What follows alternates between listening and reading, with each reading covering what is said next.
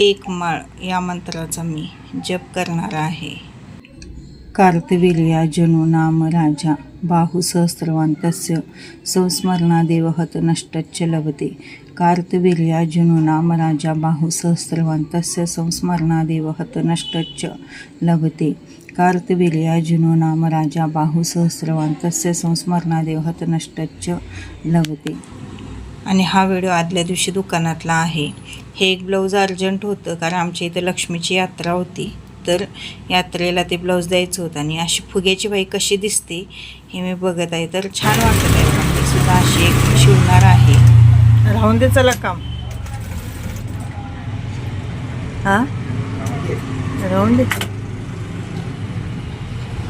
हां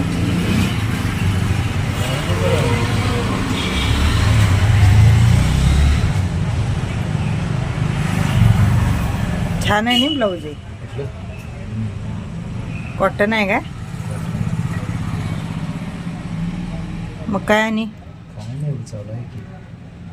जेवलं जा रात्री सकाळच विचारवलं.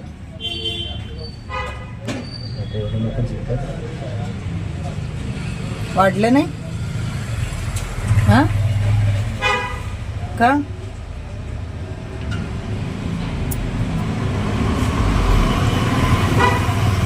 काम केल्याशिवाय वाढत नाहीत काय? हां दिसतंय काय? दिसलं नाही? दिसलं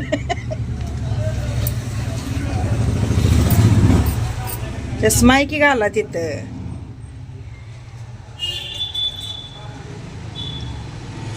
पाय काढा की त्याच्यावर ना पोटात घुसल सुई.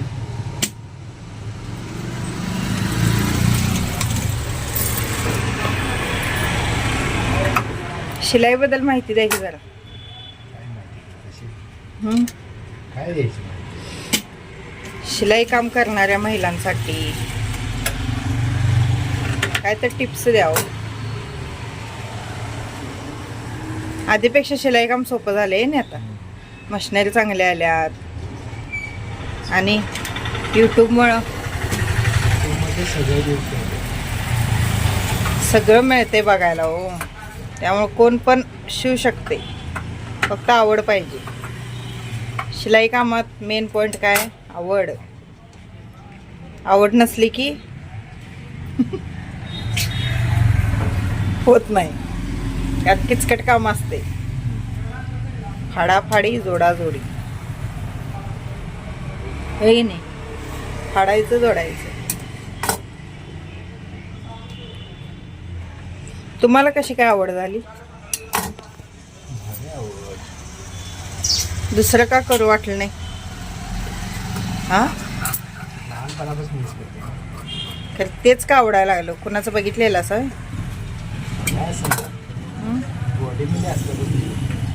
खरं कोण शिकवलेलं काय? तिथं कोण शिकवत होती? ते लहान मुलांनी शिकवत होती.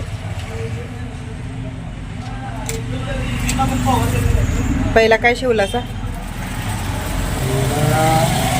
नाडीची चड्डी आणि मुंड. त्या नाडीच्या चड्ड्या असतात त्या, ते शिवलेलं असं. कुणाचं? लहान मुलांचं.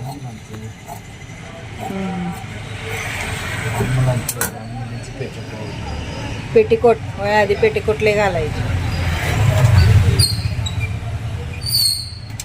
आणि शाळेचा ड्रेस म्हणजे शर्ट आणि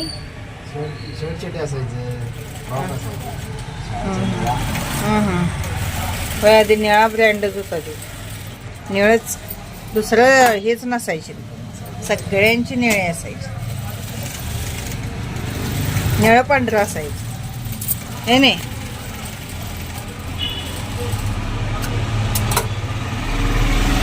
तर ते पाय मारायचं मशीन होतं ना? पाय मारायचं मोटर आली. तर साधी मोटर. नंतर आता असलं आलं. आता या मशिनरी चांगल्या आहेत तर हे नाही.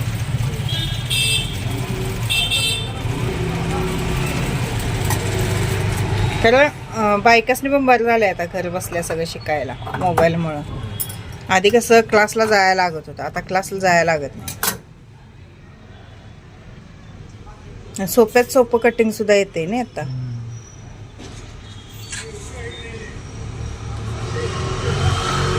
कॅनवास आहे का?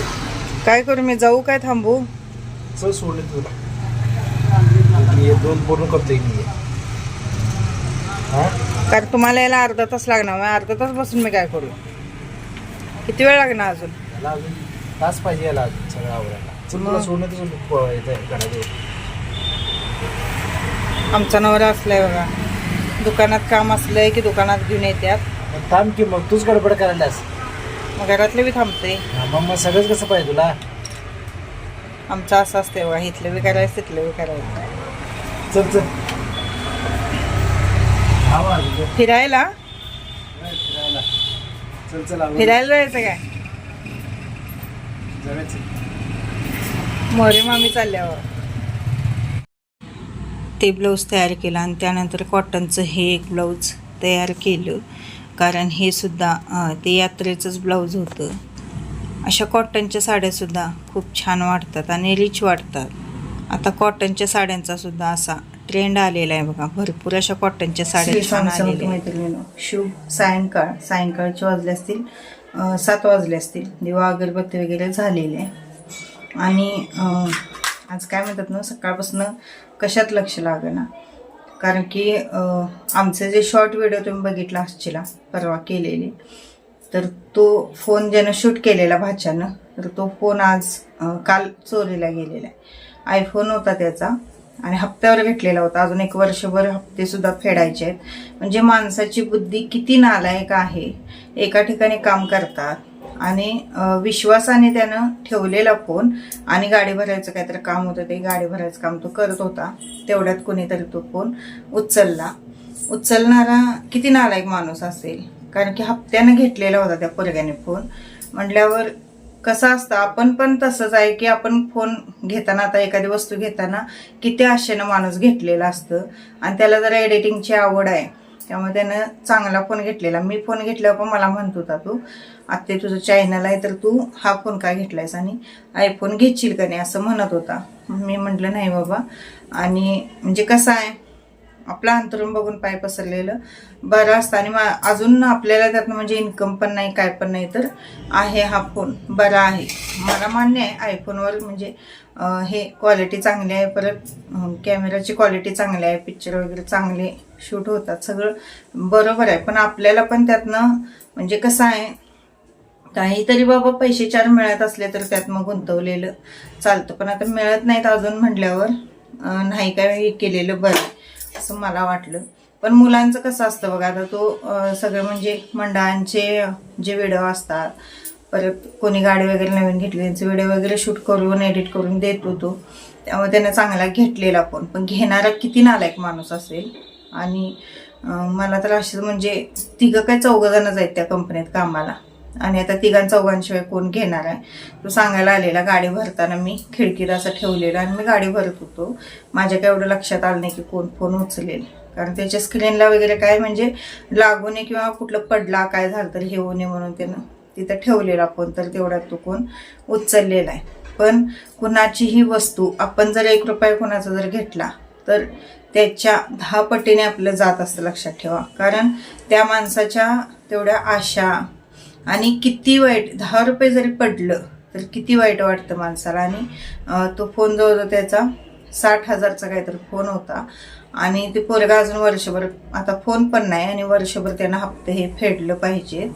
म्हणजे कसं विचार करूनच कसं वाटायला आता शेवटी. आणि फोन त्याला घ्यायला साधा कसना पाहिजेच, कारण फोन नाही त्याला काही चालतच नाही. फोन तर घ्यायला पाहिजे, आणि त्या फोनचं पण हप्ता फेडायला पाहिजे, परत ह्या फोनचा हप्ता, आणि तो फोन गेला. मला तर एवढं वाईट वाटायला. पोरग्याने म्हटलं की एवढं शूट केलं आमचं व्हिडिओ छान छान त्यात, आणि असं झालं. म्हणून मी आता महाराजांना सुद्धा मुजरा करून मागून घेतलेला आहे. आणि कुणाची पण वस्तू जर गेली तर नित्यसेवेच्या पुस्तकामध्ये मंत्र आहे बघा, मी तुम्हाला व्हिडिओ टाकते, मी वाचत आहे. तो मंत्र म्हणला की ती वस्तू गावते. तर बघूया, शेवटी आपली पण म्हणजे तेवढी सेवेत आपल्या पण ताकद पाहिजे. किती वस्तू गावात किती ताकद आहे का आहे. शेवटी महाराजांच्या मनात असेल तेच होणार. महाराजांना तर मी विनंती केली की शेवटी ब्रह्मांड नायक तुम्ही यायचा आणि तुम्हाला अशक्य असं कायच नाही. अशक्य ते शक्य तुम्ही करताय. त्यामुळे पोरग्याचा फोन तेवढा गाऊन दे आणि बघूया. जर फोन म्हणजे गावला तर काय मग मी सांगितले महाराजांना ते त्याच्या इच्छेला येईल ते त्याला दानपेटीत काही पण टाकून किंवा काहीतरी दान करायला लावेन म्हणून. तर तो फोन तेवढा गाऊन दे असं मी तर महाराजांच्या प्रार्थना केली. आता बघूया. सारामृतचा पाठ पण एक मी करणार आहे. आता बघूया. आता व्हिडिओ तुमच्यापर्यंत पोच करते आणि मग पारायणला बसते. कारण की आज काय स्वयंपाक माझ्या एकटीचाच आहे. ती दोघं तिकडे गेलेत गावाकडे. आज म्हसोबाचं आमच्या शेतातलं करायचंय तर ती तिकडे गेलेले आहेत दोघं पण. मला काय सकाळचा स्वयंपाक आहे. आता व्हिडिओ तुमच्यापर्यंत पोच करते आणि त्यानंतर पाठाला बसते. दीड पावणे 2 तासात पाठ होतो. पण महाराजांनी खरोखर त्याचा फोन द्यावा मिळवून. कळकळीची महाराजांना पण विनंती आहे. आणि असलं घाणकाम करू नये खरंच माणसानं. माणसात माणुसकी ही राहिलीच नाही. जरा सुद्धा दुसऱ्याचा विचार येत नसेल का की बाबा त्या मुलग्याने फोन घेतला असेल, कसं घेतला असेल, हप्त्याने घेतला असेल आणि दुसऱ्याची वस्तू का चोरायची. कसं असतं बघा, नशिबात असतं तेवढंच मिळत असतं. दुसऱ्याचं हिसकावून हिरावून कधीही घ्यायचं नाही आणि ते कधीही पचत पण नाही, लक्षात ठेवा. त्यामुळं कधीच पचत नाही. त्याच्या पाठीमागं तुम्ही समजा जर 10 रुपयाचं काय ते घेतलं त्याच्या पाठीमागं 1000 रुपये तुमचे जातात. ते भले दवाखान्यानं आणि कशानं पण जातात. आता त्यानं 60,000चा फोन घेतलाय तर कमीत कमी 2 ते 3 लाख त्याला दणका हा बसणार बघा. कारण की ते पचतच नाही. तसलं पचत नाही. ज्याने घेतलाय त्याची चूक झाली असेल, त्याला कुठं तर म्हणजे हे झालं असेल की बाबा हाव सुटली असेल की घ्यावा फोन म्हणून असला चोरून. पण मी म्हणतो नंतर त्यानं पश्चाताप करून ते द्यावा. आता आमच्या गल्लीतली मुलं सुद्धा गेलेली त्याच्याकडे की बाबा दे, कोण घेतला असेल तर द्या म्हणून. तरी सुद्धा ती नाहीच म्हणलीत. म्हणजे किती नालायक असतील. त्यांना जरा सुद्धा म्हणजे माया प्रेम कळवळा दयामाया काय नसेलच त्यांना. एवढी कसली अशी कशी नालायक माणसं झालेली आहेत काय माहीत. म्हणजे लोकांच्यात माणुसकी काय राहिलेलीच नाही. असली कसली भिकारचोट लोक झालेले आहेत. आणि जो मालक आहे तो सुद्धा म्हणतो की आमची काही जबाबदारी नाही. तुमची जबाबदारी नाही आहे, पण तुमच्या कंपनी झाले म्हणल्यावर तुम्ही थोडंफार तर तुमच्या कामगारांना सांगितलं पाहिजे की बाबा कोण घेतला असला असा तर म्हणजे हे करा, थोडं तर सहकार्य करायचं माणसाला.